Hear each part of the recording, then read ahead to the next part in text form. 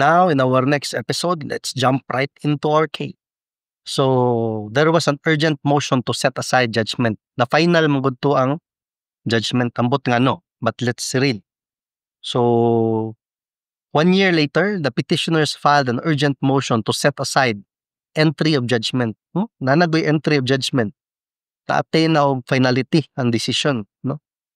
On the ground that the lawyer, di lang to i-mention ang ngan, out of let's just be sensitive, no? Hindi ta gusto makadungog sa tungalan kung ana. The counsel of record was not furnished a copy of the resolution. So di nila sala, no? Daw. Denying the motion for reconsideration. So their lawyer, dili na lang nato panganlan, ilang counsel of record, wala daw makadawat. So di nila sala. Muna na final kay wa sila maka-apilar. And this is not unlikely, no? Sometimes this happens. So, akakadawat. Na final na lang. Swerte kung daog. What if pildi ka? Patay. So, in the absence of such notice, the decision of the appellate court did not become final and executory. So, mo gunay kanang principle sa immutability of judgment. Once ma-final na, di na gyud nimo ma-usab. Except for certain exceptions like clerical error, typographical error, na yung mga Supreme Court decisions on that. That's for another topic. Okay? But for this video, naka-attain of finality, but their defense is what may kadawat. They did not receive or the copy of the resolution denying the motion for reconsideration. So how can they appeal? Bring it to a higher court? How can they initiate remedies and prevent finality of the decision if in the first place they have not received a copy of the resolution? Sometimes these things happen, no? So, ikaw kliyente, ayo po duda dayon si mga abogado. You can always go to court, check kung labay gadawat, labay proof of receipt, no? Kay malay mo, imong lawyer, wa sa gyud kadawat, imo nang gidudahan, naabiging ana. So, before magduda, try to verify. You can always go to the court where your case is pending. Na may mga court personnel. They are very helpful. They have their records. You can ask. Just be nice and respectful. Okay? So, in the absence of such notice, ilang defense is the decision of the appellate court did not become final and executory. Natural. Kung ako basad, ako kadawat, kung saan ako pag-apilar, kung saan ako pag-initiate of remedy to reverse the decision which is adverse to my client. Di dyan na dapat ma-final. But let's see kung say order sa Court of Appeals, sa Appellate Court. So the Court of Appeals set aside and lifted the entry of judgment and directed the clerk of court to furnish petitioner's counsel a copy of the resolution. So meaning it is true.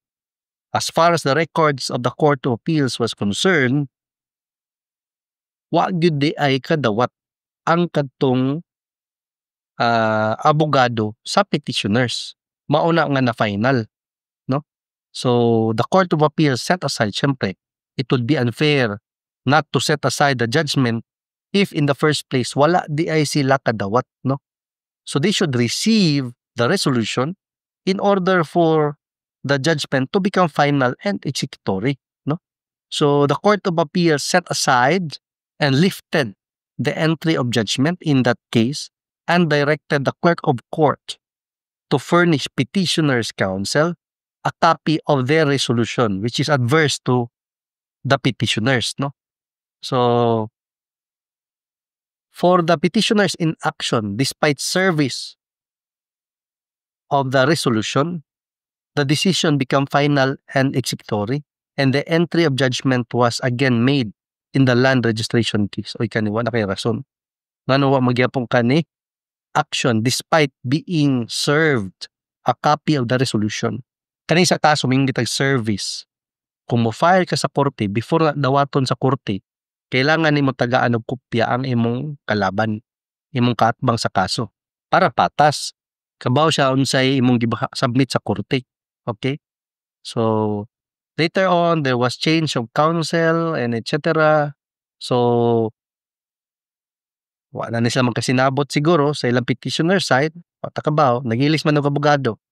So through their new lawyer, they filed with the Court of Appeals an urgent motion to recall the entry of judgment which was denied by the appellate court. Masabtan. So what happened to their denial? Let's see, no? Sa sunod nga video. Medyo mataas na ni. Liso di-upload sa Facebook kung sa lisuran ko upload sa website kung taas ang video. Maski may nindo to gagmay. So, as usual, may advocacy. Kung di ka first timer dire, please contribute. Dili kwarta ha. Link gov.ph website. Latest updates. Diba? Ako'y mubasa para ninyo. Ako'y mo explain. At the same time, ako, inform po ko. Diba? And we can also help others avoid mistakes. No? So, this is our co-learning channel. And our advocacy, my advocacy is to share to others by letting you know about the latest updates, Supreme Court decisions, so that you will learn how to avoid. You and me, we will learn how to avoid land disputes. And if you are already part of a land dispute, choose peace. Peaceful method, peaceful ending. Okay? So this is my email address. Tanawa na lang sa akong Facebook page na siguro na akong email address. It is Juliet Alpha November Romeo Uniform Zulu Lima Alpha Whiskey @gmail.com. Ang akong gi-request nga contribution, not money, link to a gov.ph website. Care of recent updates, Supreme Court decisions, kaya ako ga-monitor po ko unsay mga latest Supreme Court decisions. Dire lang sa ako ang hilig. Ayaw ko tagay og link sa election cases, link sa child support, di man ako na linya. Dire lang, kanilang ako ang hilig ba. These stories that I try to keep track. So, kanang sa mga lain nga topics, dito na mo na sa lain nga abogado. Pangita o channel. Basta kani atong co-learning channel, kuan lang, real estate law, succession, inheritance, settlement of estate, partition, ejectment, recovery of possession, may ana lang nga type of cases. Ang ako pangayo, kana ba mga issuances sa mga DAR, DNR, other government agencies involving land cases, transactions, mga DARAB cases, share mo og link kanang gov.ph website para dali na ako ma-authenticate. Okay? So I'll see you in the next video.